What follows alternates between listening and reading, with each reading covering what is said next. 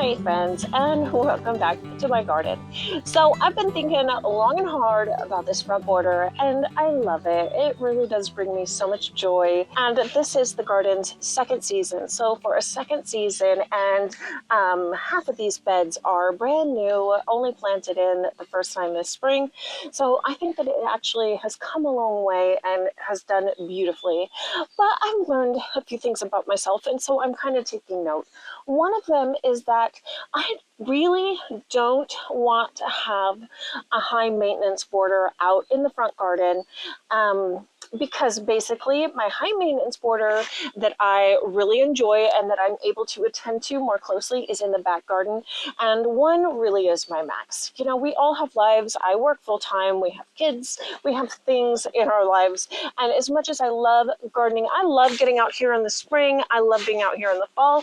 But I have learned I do not like being out here at 105 degrees. So when the summer temperatures hit, I really want to lean on low maintenance, easy perennials. I still want to have a really thickly, densely planted border, but I want less annuals. Annuals are typically deadheading and they just require more attention and more maintenance to keep them going and to keep them looking fresh.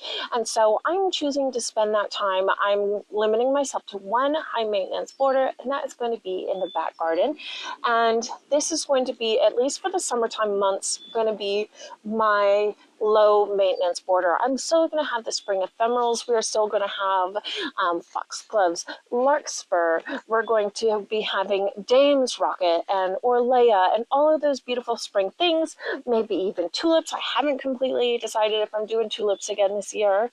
But I don't mind getting out and having those beautiful spring ephemerals. But when the summertime hits, I really don't want to be out here every day. I don't want to have several beds and borders to maintain because that is just not realistic for me. I wish that it were, but I'm going to be nicer to myself next year. So I have decided to propagate, and I've been thinking about what perennials I would like out here. And so some of them I'm going to start by seed, and so we'll save that for another video. And then other ones I'm going to be propagating. Some of them I already have in the garden, like this beautiful blue spire salvia right behind me. We are going to be propagating it and making more of it, because if your garden shows that something does well in your conditions, make more of it.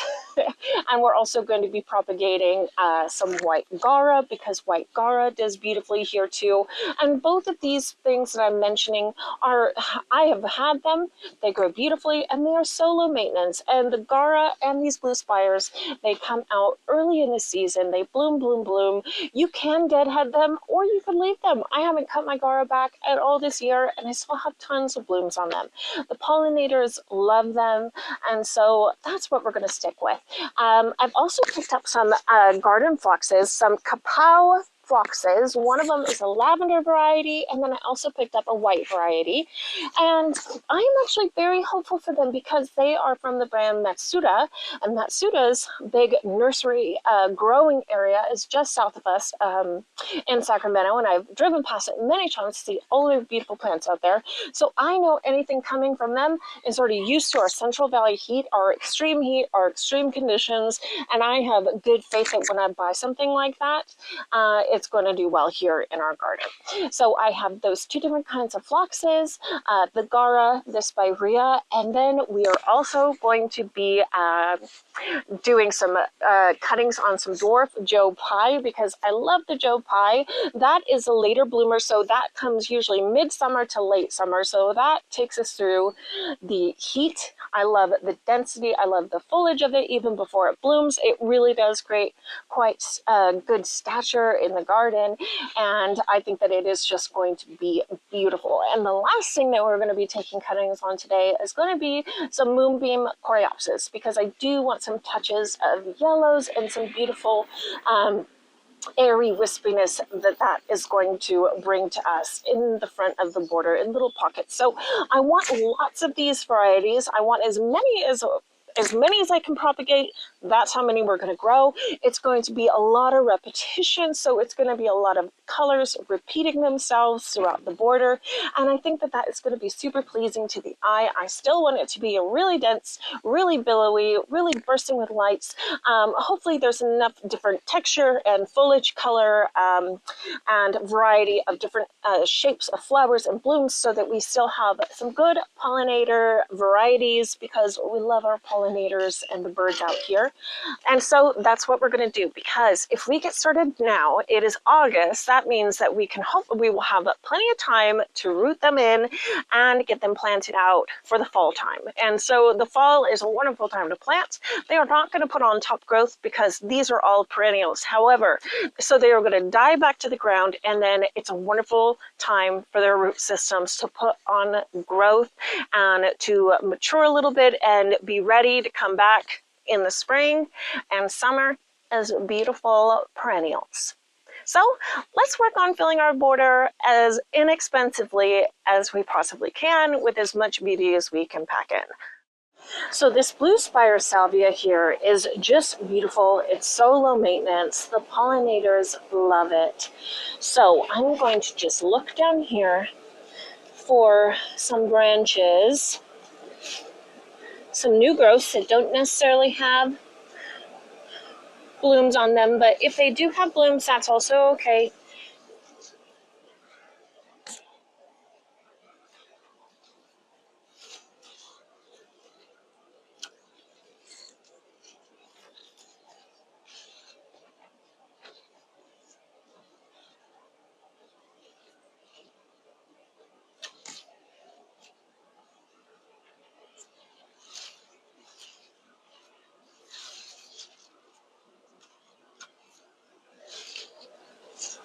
And remember, not all of your cuttings are going to take, so I always recommend taking more than you need.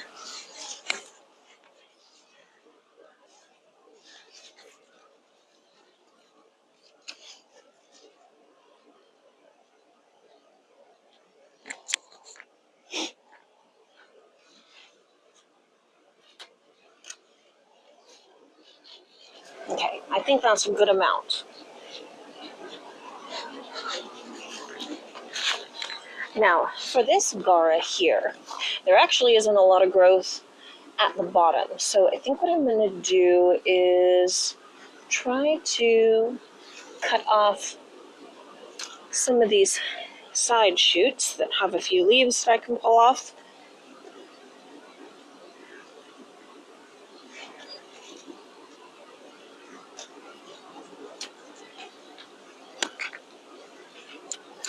Okay, I think this is a good amount of cutting material. Okay, and so for this Coreopsis, I'm just kind of going down, cutting off.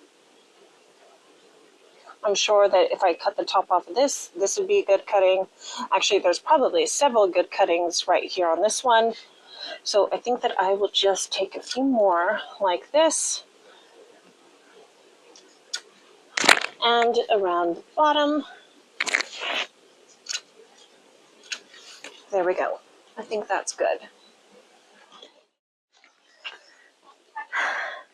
Okay, so here we have the Moonbeam Coreopsis, the Gara, and our salvias. And so for the other cuttings that we're going to take, I have two varieties of phlox. One is the Kapow White, which gets to be about 24 inches tall by 24 inches. And I picked this one specifically because, see all of these little branches of new growth? These are going to be perfect to cut. So I purchased one of these plants, and the other day I actually purchased 3 of these. So I have 3. So I have a lot of cutting material. But we're going to be just taking off all the flower heads. These are an investment for next season. We did not buy these to enjoy these this season. So I think they have a lot of good cutting growth on them. And then our last one is this Dwarf Joe Pie. And it has so much beautiful little growths on it. So we're going to be taking our cuttings from there. So for this one, I actually need to label my white phlox compared to my lavender so I can keep them separated. Let's cut this. And it has so many cuttings, so much potential. And these are perennial, so as long as they have a good root system, they will grow right back. And I'm actually going to take this bigger one, and maybe even this one. I think we're going heavy here.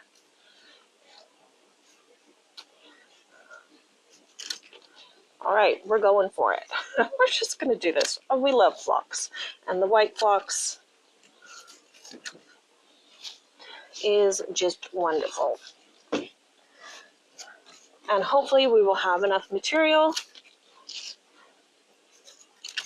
that we will be able to fill our garden beds with beautiful, lush perennials that are basically free. Well, the cost of $9.95 for each of these gallons. So I think that that is actually a really, really good deal. This one might be too big, and I have another one, so. All right, I'm trying to make my selections rather carefully because you want small,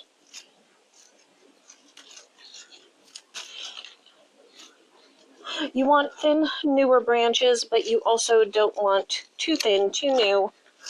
I'm kind of just trying to find that middle line, middle balance there, because you don't want to do this on hard wood, otherwise it makes it very difficult.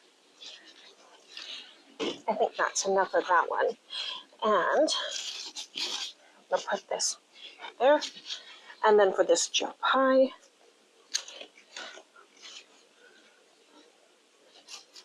we're just cutting this all the way back. Remember, this is purchased not to be enjoyed this year.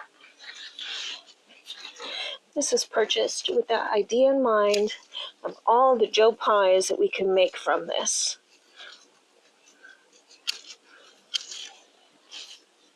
Because we love Joe Pie, and the pollinators love Joe Pie.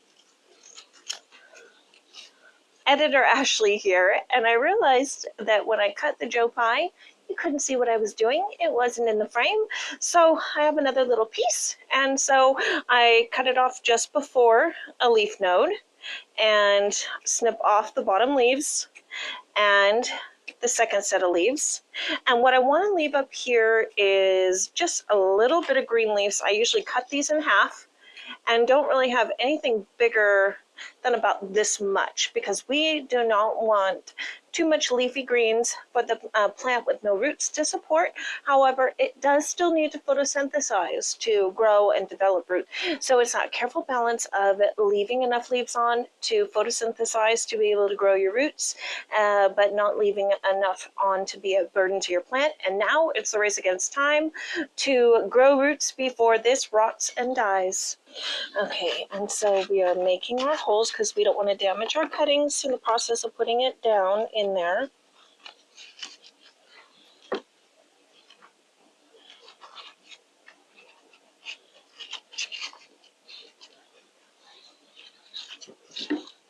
So once again, cutting below a leaf node.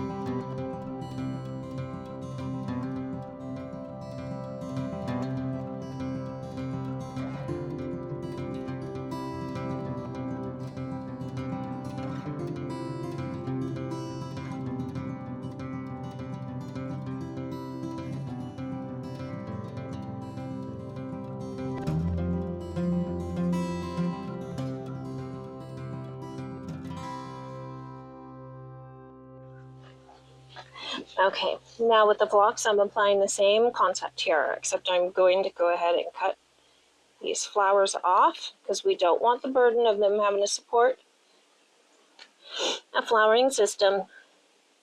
And I'm going to cut under here and remove all of these leaves, and hopefully that will create an opportunity for roots to grow all the way down here. And I'm going to leave these two on.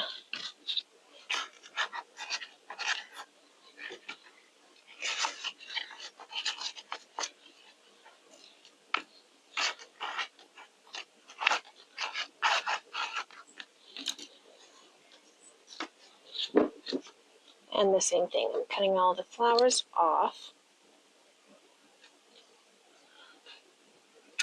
And removing the bottom leaves, and we're leaving just very few leaves at the top because we don't want to overburden the plant with too much to support.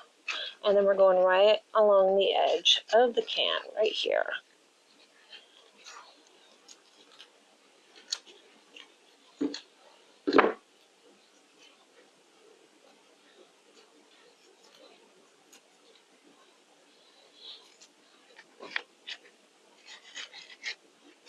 Okay, so when it comes to the coreopsis, I'm going to be applying the same principles. So I haven't ever propagated coreopsis before, but I'm going to cut below a leaf node, and I'm going to take these leaves off at the bottom. And these two sets of leaves I'm going to leave on, but I'm going to cut all of the blooms right off of it because we don't want to burden our cuttings. So this may work, it may not. The only way to know is if we try.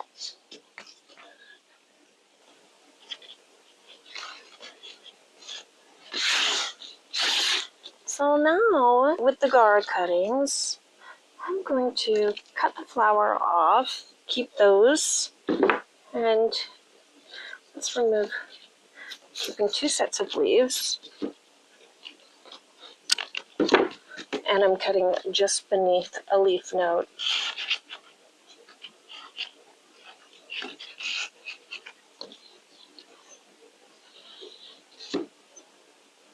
All right, so I'm keeping two sets of leaves on here, maybe three. And so from this point, I'm stripping, making sure I cut beneath a leaf node.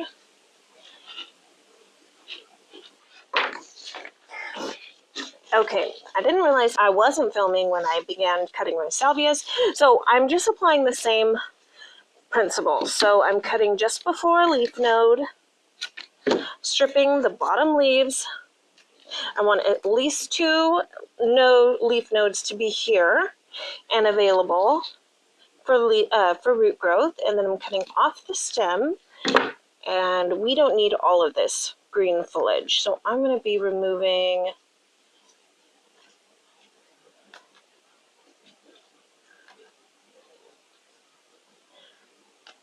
all but these. That looks good.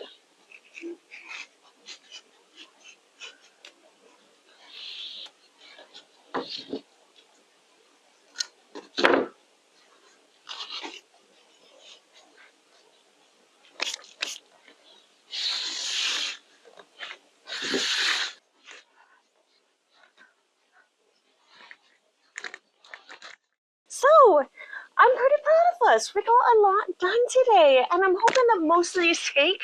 If half of these took, that is a wonderful start to an easy, low-maintenance perennial garden for the front border for next year. So remember, when you do your cuttings like this, you can either put them indoors under lights, under artificial lighting, or outside somewhere in complete shade, not even morning sun.